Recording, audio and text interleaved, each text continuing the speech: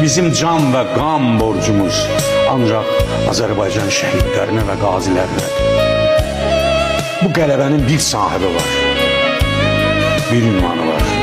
Azərbaycan xalqı, onun bağrından qopan Azərbaycanın milli ordusu başqa kimsənin ünvanında deyil bu qələbə. Bu qələbənin şəriki yoxdur.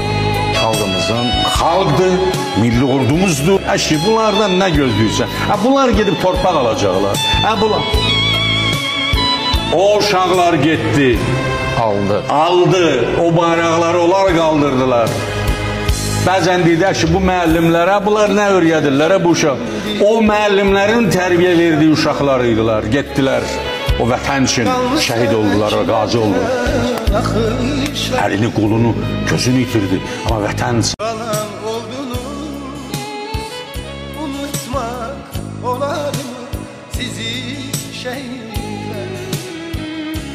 Dünyanı heyrete salan oldunuz, azadlık odunda yanan oldunuz. Keçi yüreklerde kalan oldunuz. Unutmak olar mı sizi şehitler?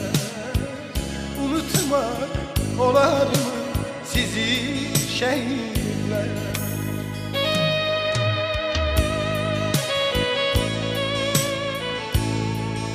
Sizi şehitler. Dünyanı heyrete salan oldunuz.